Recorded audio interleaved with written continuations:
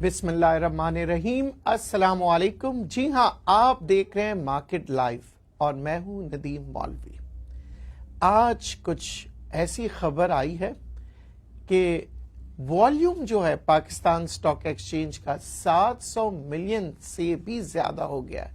जी हाँ, कहाँ एक जमाना था कि 200 मिलियन शेयर्स का काम भी नहीं होता था और आज 700 मिलियन शेयर्स से ज्यादा काम हो गया।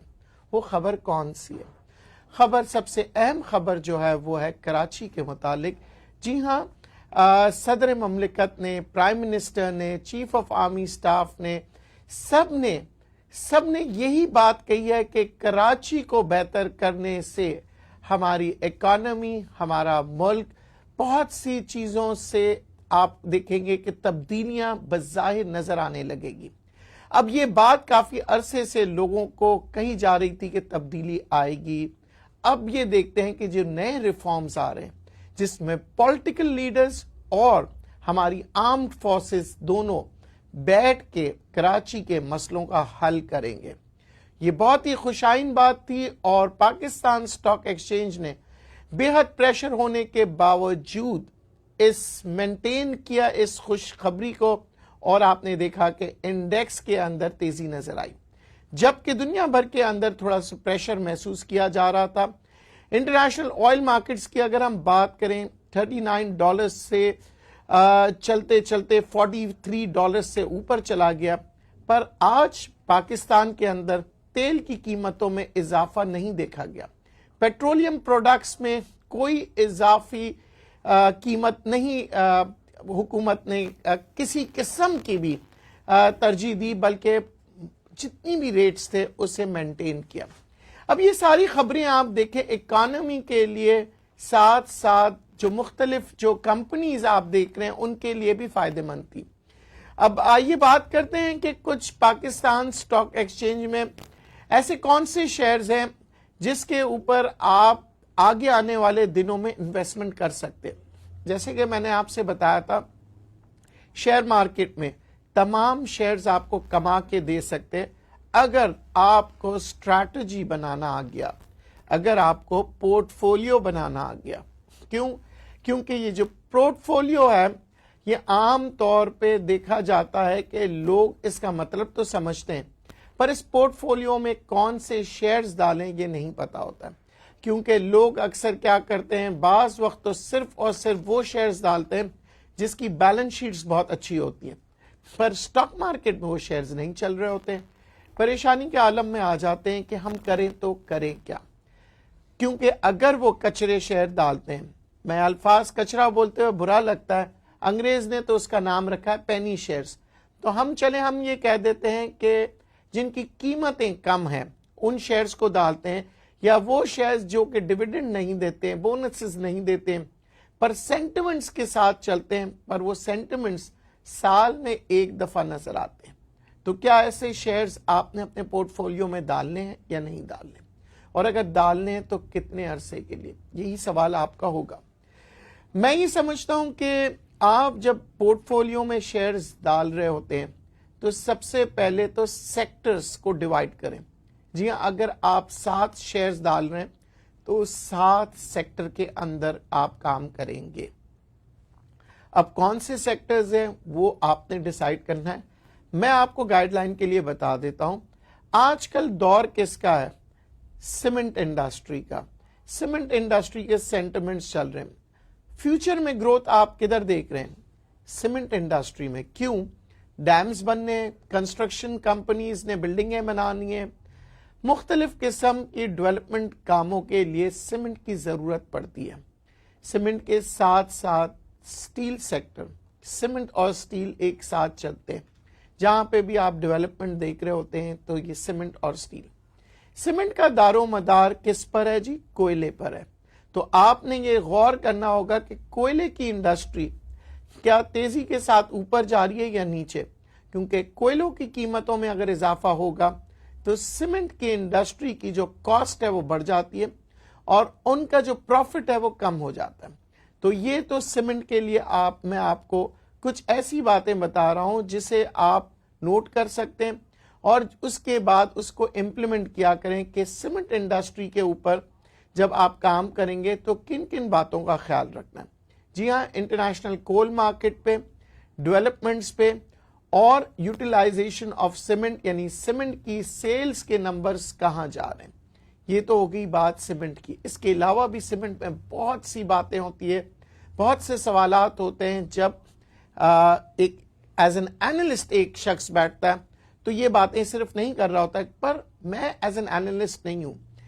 میں یہاں پہ آپ کا ایک دوست بن کے بیٹھا ہوں, کیونکہ میں چاہتا ہوں آپ کو کچھ موٹی موٹی باتیں آپ لوگوں کو سکھا دوں, بتا دوں, تاکہ آپ کو پتا ہو کہ اسٹاک مارکیٹ میں آپ نے کس طرح سے کام کرنا ہے. سیمنٹ انڈسٹری تو یہ ہوگی. دوسری بات یہ دیکھنا ہے کہ سیمنٹ انڈسٹری کے اندر کیا خطرہ آ سکتا ہے.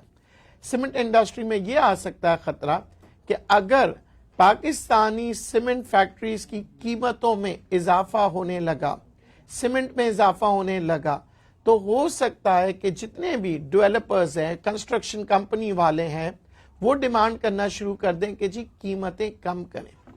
اور خاص طور پہ جو کہ چائنیز انویسٹرز ہیں جو کہ یہاں پہ ڈیولپ کر رہے ہیں, ہو سکتا ہے وہ حکومت پاکستان سے یہ درخواست کریں کہ یہاں پہ سیمنٹ ہمیں مہنگا مل رہا ہے تو ہمیں امپورٹ کی اجازت دی جائے تاکہ ہم سستا سیمنٹ لے کے آئیں. یہ وہ رسک مینجمنٹ کی باتیں میں بتا رہا ہوں جو شاید اس وقت آپ کو پتا بھی ہوگی پر آپ بھول چکے ہوں گے, اور آپ صرف اور صرف سیمنٹ انڈسٹریز کی اچھی باتیں پڑھ رہے ہیں یا سن رہے ہیں. تو میں سیمنٹ انڈسٹری کا جو میں بات کرتا ہوں, اور میں اتنے پروگراموں میں آپ سے کہتا ہوں کہ میں رسک مینجمنٹ کا مطلب یہ نہیں ہوتا آپ کو ڈرانا, اس کا مطلب یہ ہوتا ہے کہ ہوشیار کر دینا. جیسے میں نے آپ سے کہا تھا کووڈ-19 ایک دن چلا جائے گا, فارما انڈسٹری میں دباؤ آئے گا, پر اگر بیماریاں مستقل چلتی رہیں تو فارما انڈسٹریز جو ہے ترقی کرتے رہے گا. ظاہر ہے ابھی بارشیں ہوئی ہیں, بہت سی دوائیاں ایسی ہیں آپ دیکھیں گے جن سے بارش سے ریلیٹڈ جو بیماریاں ہیں, وہ بیماریاں ان کے لیے وہ دوائیوں کی ضرورت ہوتی ہے جو کہ پاکستان میں اس وقت موجودہ کمپنیز بنا رہے ہیں. تو ذرا تحقیقات کیجئے اور دیکھیے فارما انڈسٹریز میں کون کون سی کمپنیز ہیں. سنوفی ہو گیا, ہائنون ہو گئے, گلیکسو ہو گئے, کون سی کمپنی کون سے پروڈکٹ بنا رہے ہیں.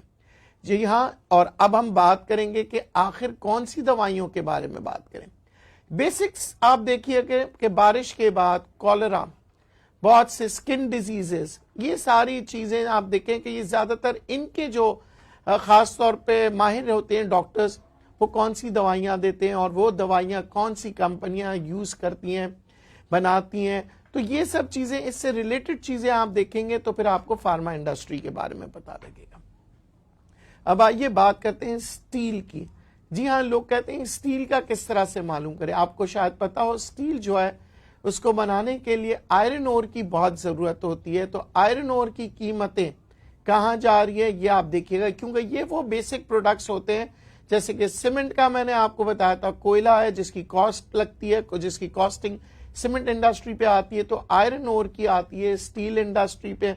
اب سٹیل انڈسٹری کے اندر بھی یہی بات ہو سکتی ہے کہ سٹیل اگر پاکستان میں مہنگا ہوا, چین کے اندر سٹیل کی بہت بڑی انڈسٹری ہے, تو کیا پاکستان کے جو بنانے والے ہیں, سٹیل بنانے والے, وہ اس انڈسٹری کے ریٹس کے ساتھ کمپیٹ کر پائیں گے.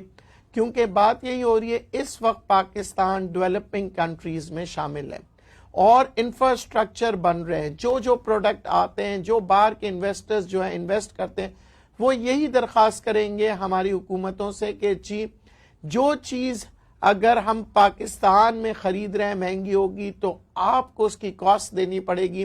یعنی کہ کاسٹ آف آپ کی کنسٹرکشن کہہ دیں یا کاسٹ آف آپ کی ڈیولپمنٹس ہیں وہ بڑھ جائیں گی. تو ہو سکتا ہے حکومتیں کچھ ایسے فیصلے بھی آپ کو اچانک سے مل جائیں کہ جی امپورٹ الاؤ کر دیا ہے سرٹن آئٹمز کے. تو یہ ذہن میں رکھیے گا, اور یہ گاڑیوں کے لیے بھی ہو سکتا ہے کیونکہ گاڑیاں بے تحاشا مہنگی ہو چکی ہیں.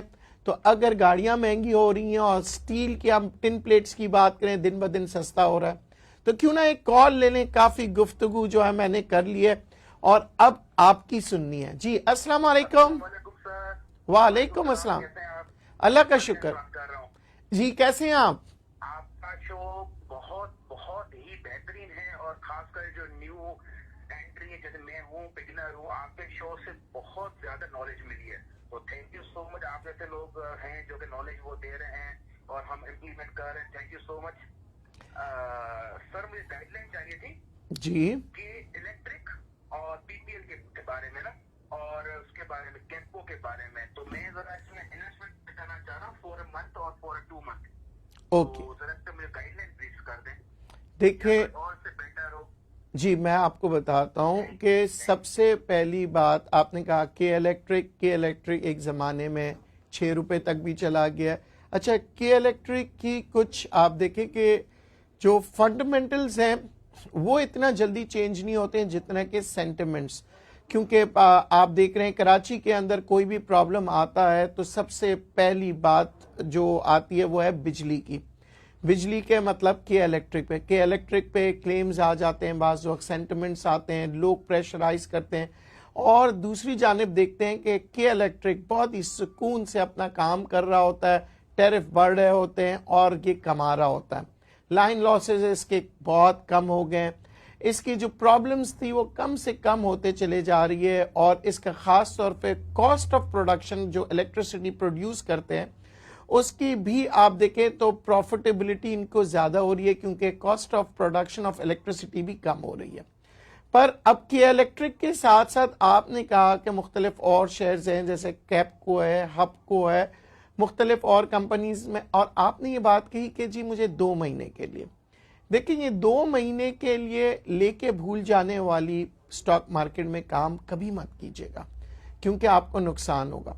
آپ نے یہ کہنا ہے کہ سر جب مجھے پروفٹ آئے نا میں اس شیئر سے نکل جاؤں. سٹاک مارکیٹ میں ایک کے الیکٹرک نہیں بلکہ 500 سے اوپر شیئرز ہیں, اور آپ نے ہر مہینہ ٹارگٹ یہ کرنا ہے کہ میں نے 1 لاکھ روپے لایا ہوں یا 10,000 لایا ہوں, اس کے اوپر میں کماؤں کتنا. اور آپ نے یہ ٹارگٹ کرنا ہے کہ 1 سال کے اندر اگر بینک انٹرسٹ ریٹ مجھے 7 سے 8% دے رہا ہے تو کیا میں سٹاک مارکیٹ میں انویسٹ کرنے کے بعد, رسک لینے کے بعد, کیا میں 15 سے 16% کما سکتا ہوں. اور اگر آپ 16% سے اوپر کما رہے ہیں تو پھر ایک لیول آتا ہے گریڈ کا, لالچ کا. کیا میں اس لالچ کو کنٹرول کر سکتا ہوں, کیونکہ عام طور پہ دیکھا یہ گیا ہے کہ 7% تو کچھ نہیں ہے سٹاک مارکیٹ میں. 10-15% کمانا کوئی کوئی بڑی بات نہیں ہے, یہ تو ایک معمولی بات ہوتی ہے. پر لوگ نقصان کیوں کرتے ہیں؟ لالچ وہیں آتا ہے جب آپ 15-16% سے اوپر یعنی کہ 30 سے 40% کما رہے ہوتے ہیں سال کا, اور پھر بھی آپ کہتے ہیں اور کمانا ہے. پھر آپ کا رسک لیول جو ہے آپ اپنے اس کو بڑھا دیتے ہیں. تو ذہن میں رکھیے گا آپ جن شیئرز کے بارے میں بات کر رہے ہیں کہ الیکٹرک کوئی برا شیئر نہیں ہے, پر اس کو چلانا میکینزم, جیسے کہتے ہیں نا گاڑی خریدنا کوئی مسئلہ نہیں ہے. میں موٹر سائیکل کی مثال دیتا ہوں. اگر آپ 125 خرید رہے ہیں تو 125 کا چلانے کا طریقہ الگ ہے, یاماہا کا چلانے کا طریقہ الگ ہے, اور CD70 کا چلانے کا طریقہ الگ ہے. چلتے تو تینوں موٹر سائیکل ہیں, پر آپ کو کنٹرول کرنا سیکھنا پڑے گا کہ اگر آپ 125 چلا رہے ہیں, گاڑی بہت تیزی سے جا رہی ہے, تو آپ کس طرح سے کنٹرول کریں گے. اور اگر آپ CD70 چلا رہے ہیں ہو سکتا ہے کہ آپ صحیح طرح سے چلا نہ پائیں اور سلپ کر جائیں. بہرحال ایک کال لیتے ہیں, پھر اس کے بعد مزید آپ سے بات چیت کرتے رہیں گے. جی السلام علیکم. وعلیکم السلام ندیم صاحب, کیا حال ہے؟ ٹھیک ٹھاک ہے, اللہ کا شکر ہے, آپ دوستوں کی دعائیں ہیں. اچھا ندیم صاحب, ہیسکول کے حوالے سے تھوڑا سا آپ سے گائیڈنس چاہیے تھی کہ ابھی ان کی 8 ستمبر کو بورڈ میٹنگ ہے, تو کیا ایکسپیکٹ کر رہے ہیں ریزلٹس, اور اس کے کیا آپ ایکسپیکٹ کر رہے ہیں کہ ود ان فیوچر اپنا کیا اس کی ٹارگیٹ پرائسز بنیں گی اور کتنا آگے جا سکتا ہے یہ؟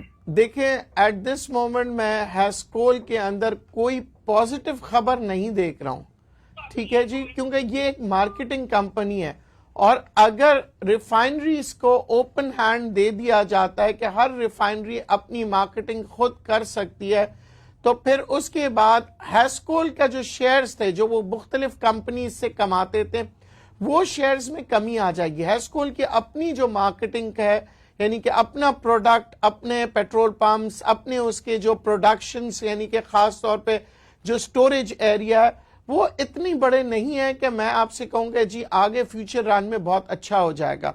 پر نو ڈاؤٹ ہیسکول کی مینجمنٹ نے ہمیشہ سٹاک مارکیٹ میں سینٹیمنٹس بنانا ضرور سیکھا ہے.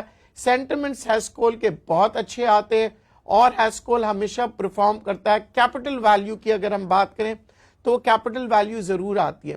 اس سے پہلے کہ آپ نے نوٹ کیا ہوگا میں کالر سے یہ کہہ رہا تھا کہ آپ نے ٹارگٹ جب بنانا ہے کوشش کریں, کیونکہ ہیسکول جیسے شیئرز میں سینٹیمنٹس آتے ہیں تو پروفٹ لے لیا کریں. اچھا پروفٹ لینے کا طریقہ وہی پرانا, پہلے 30% اپنا مال بیچیے, پھر دیکھیے مارکیٹ کہاں جا رہی ہے, اوپر کی طرف جا رہی ہے, پھر 30% بیچیے. اس طرح 3 حصوں میں جو ہے اپنے پروفٹ لیجیے اور 10% جو ہے اس کو چلاتے رہیں جب تک کہ مارکیٹ ڈکلائن کی طرف نہیں آئے.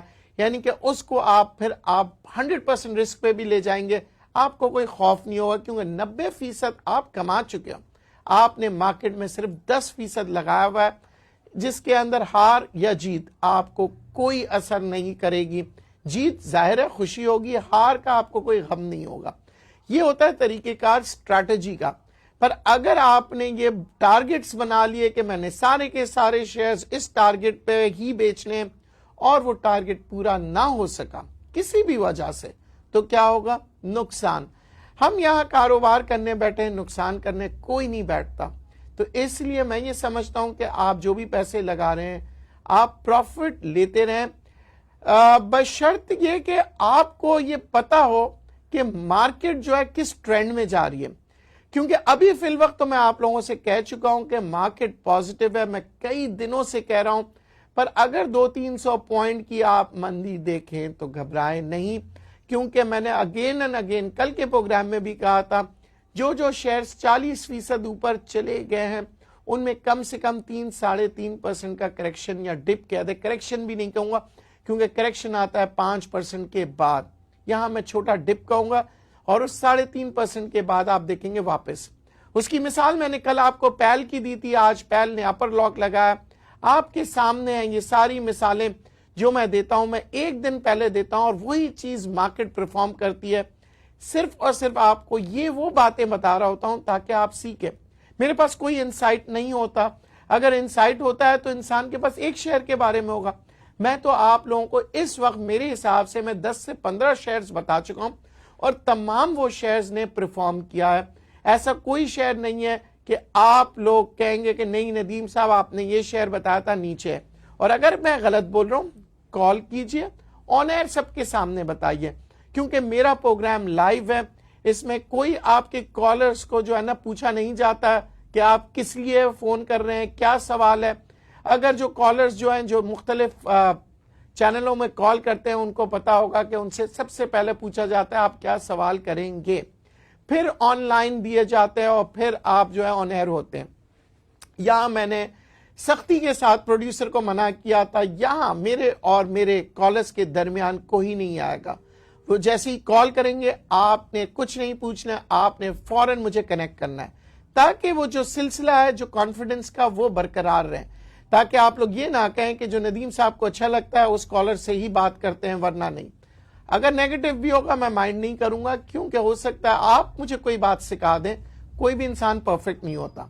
بہرحال میں یہ بات کر رہا تھا, پھر ہیسکول کے بعد میں ایک اور شیئر کی بات میں آپ سے کر رہا ہوں کافی دنوں سے, پی ٹی سی کا. 9 روپے پہ میں نے آپ سے کہا تھا لیجئے اور یہ سینٹیمنٹ سے اوپر جائے گا. آج 9 روپے 80 پیسے پہ پہنچ گیا. اب کچھ میرے جو دوست ہیں انہوں نے پروفٹ ٹیکنگ کی, مجھے فون کیا, شکریہ ادا کیا. شکریہ میرا ادا نہ کریں, شکریہ اس رب کا کریں کہ آپ کو اب نالج آنا شروع ہو گیا. اب آپ کو پتہ لگ گیا کہ آپ نے پروفٹ ٹیکنگ کس طرح سے کرنی ہے. اور آپ دیکھیں خوبصورتی کی بات, 9 روپے 80 پیسے پہ آنے کے بعد پھر دوبارہ 9 روپے 50 پیسے پہ آنا, پھر اسی لیول پہ, یعنی کہ 40 پیسے آپ کو اگر 2-3 دفعہ کما کے آپ کا شیئر آپ کی انویسٹمنٹ دے رہی ہے, اس سے اچھی بات کیا. اور وہ بھی میں ہمیشہ آپ لوگوں کو ریکمینڈ کرتا ہوں چھوٹے شیئرز, کوئی ہزاروں روپے کے شیئرز نہیں بتاتا, کیونکہ میں چاہتا ہوں کہ عام آدمی ہو یا بڑا انویسٹر یا چھوٹا انویسٹرز کمائیں, اور کمانے کے لیے ضروری نہیں ہے کہ آپ کے پاس اربوں روپے ہو. میں نے آپ سے یہ کہا یہ واحد ذریعہ ہے پاکستان سٹاک ایکسچینج میں جہاں پہ آپ 10,000 روپے سے بھی کام کر سکتے ہیں اور 10 لاکھ سے بھی اور 100 کروڑ سے بھی. یہاں پہ بڑے بڑے انویسٹرز جو ہے انویسٹ کرتے ہیں اور وہ کروڑوں اربوں روپے کماتے ہیں اور غریب آدمی بھی کماتا ہے. میں آپ کو ایک چھوٹی سی مثال دوں گا. میرے پاس ایک بہت چھوٹا اکاؤنٹ ہے جس کو میں ہینڈل کرتا ہوں, اور ان صاحب نے مجھے خاص طور پہ پنجاب سے فون کیا تھا کہ سر میں غریب آدمی ہوں, میرا اکاؤنٹ آپ کھولیں گے؟ میں نے کہا کہ آپ, ویسے تو میں یہ کام کرتا نہیں ہوں, پر انہوں نے کہا ہاں سر مجھے پتا ہے آپ لوگ صرف کروڑ پتی لوگوں کے ہی اکاؤنٹ کھولتے ہیں, میں نے کون سے, میں نے تو 10-20 ہزار کا اکاؤنٹ کھولنا ہے. مجھے یہ بات بالکل پسند نہیں آئی اور میں نے کہا چاہے کچھ بھی ہو جائے میں نے آپ کا اکاؤنٹ کھولنا ہے. بہت ہی معصوم سے میرے وہ انویسٹر ہے, انہوں نے مجھے کہا سر 100 روپے بھی اگر مجھے روز کے مل جائیں گے نا تو میں بہت خوش ہوں. الحمدللہ پروفٹ میں ہیں وہ صاحب, پر میں نے ان کے ساتھ ایک شرط رکھی تھی کہ کام سیکھیں گے, ورنہ میں آپ کو کوئی انویسٹمنٹ کمپنی نہیں کھولا ہے میں نے آپ کے لیے. آج ان کا فون آیا اور انہوں نے کہا کہ ندیم صاحب اب مجھے سمجھ میں آ گئی آپ کس اسٹریٹجی سے کام کر رہے ہیں, اور آج میں نے پی ٹی سی سے پروفٹ لیا اور اب میں دوبارہ ایک اور کمپنی میں میڈیا ٹائمز میں جانا چاہ رہا ہوں, آپ کی کیا رائے؟ میں نے کہا اب آپ نے کام ضرور سیکھا پر آپ کا دھیان جو ہے صرف ایک ہی طرف جا رہا ہے کہ یعنی چھوٹے شیئرز میں ہی کمایا جاتا ہے. میں نے کہا بڑے شیئرز میں بھی کما سکتے ہیں, اس لیے اپنے جو ویژن ہے اس کو بڑا کیجئے, اپنی سوچ کو بڑی کیجئے, اور یہ نہ سوچیں کہ اگر میں نے پی ٹی سی میں کامیابی حاصل کی ہے تو میں میڈیا ٹائمز میں بھی کروں, WTL میں بھی کروں. میں نے کہا آپ نے پورٹ فولیو بنانا ہوگا, آپ نے ہب کو بھی رکھنا ہوگا, آپ نے کیپ کو بھی رکھنا ہوگا. بے شک 10 شیئر رکھیں, 20 شیئر آڈ لاٹ سے اٹھا لیں, پر اپنے پورٹ فولیو میں مکس شیئر رکھیں. آج انہیں وہ بات سمجھ میں آ گئی, اس لیے میں نے ان کا یہ ذکر کیا تاکہ آپ لوگوں کو بھی پتا ہو, کیونکہ لوگ اکثر کہتے ہیں کہ سر مہنگا شیئر میں کیسے اٹھاؤں. تو آڈ لاٹ سے آپ بے شک 10 شیئر اٹھا لیں, 20 شیئر اٹھا لیں, قیمت میں فرق آئے گا پر وہ بھی آپ کو پروفیٹیبلٹی دیتی ہے. اور یاد رکھیے گا کہ جب بونس اور ڈیویڈنڈ آتا ہے تمام شیئر ہولڈرز کو ملتا ہے, یہاں تک کہ ایک شیئر کا جو مالک ہوگا اسے بھی ملے گا. تو یہ ساری چیزیں میں آپ کے ساتھ اس لیے شیئر کرتا ہوں کیونکہ میرا آپ کا رشتہ جو ہے وہ صرف اور صرف اس بنیاد پر ہے کہ جو بھی میرے پاس نالج ہوگا میں آپ تک شیئر کروں گا, اور آپ کی جو بھی کیوریز ہوں گی آپ مجھ سے پوچھیں گے. دیکھیں آج تک سٹاک مارکیٹ کے اندر ایسا کوئی پروگرام نہیں تھا جس کے اندر آپ سوالات کریں اور اپنے نقصانات کے بارے میں بتائیں, اور ایسے بہت سے پروگرام تو تھے پر اس نقصان کا حل بتانا, آپ پروفٹ میں لانا اور خاص طور پہ کام سکھانا. پروگرام بے تحاشا پچھلے 50 سالوں میں آئے ہیں, اور وہ میری طرح کافی شیئرز کو بتاتے ہیں کہ جی یہ شیئر دیکھیں آپ 40 روپے کا ہو گیا, 50 روپے پروفٹ پہ چلے گئے, پر میکینزم نہیں بتاتے ہیں کس طرح, تاکہ آپ ہمیشہ محتاج رہیں اس پروگرام کے. میں چاہتا ہوں آپ محتاج نہ رہیں, بلکہ یہ میرا جو پروگرام ہے آپ اوروں کو بھی بتائیں, شیئر کریں, تاکہ ان کو بھی پتا لگے اسٹاک مارکیٹ میں کام کس طرح کیا جاتا ہے. کیونکہ یہ جو دھیان ہے نا آپ لوگوں کا کہ اسٹاک مارکیٹ کے اندر بہت سے لوگوں کا دھیان جو ہوتا ہے وہ کم ہوتا ہے. میں چاہتا ہوں آپ کی نالج دھیان زیادہ ہو, آپ کو پتا ہو کہ کون سے اسٹاک میں کیا چیزیں آپ نے دیکھنی ہوگی, کیونکہ صرف بیلنس شیٹ سے اگر آپ اندازہ لگا سکتے تھے تو پھر باقی چیزیں جو ہم سیکھتے ہیں پڑھتے ہیں مارکیٹ میں وہ بیکار ہو جاتی. مارکیٹ اسٹاک ایکسچینج کے اگر ہم بات کریں, چاہے پاکستان اسٹاک ایکسچینج میں کریں, نیو یارک میں کریں, کہیں پہ بھی کریں, میکینزم جو ہیں وہ مختلف ہوتے ہیں, آپ کو سیکھنا پڑتا ہے. آپ کو ٹیکنیکلز کا پتہ ہونا چاہیے, فنڈامنٹلز کا پتہ ہونا چاہیے, اور ان سب سے اہم بات ہیومن سائیکالوجی, کہ انسانی دماغ کے بارے میں آپ کو یہ پتہ ہونا چاہیے کہ اس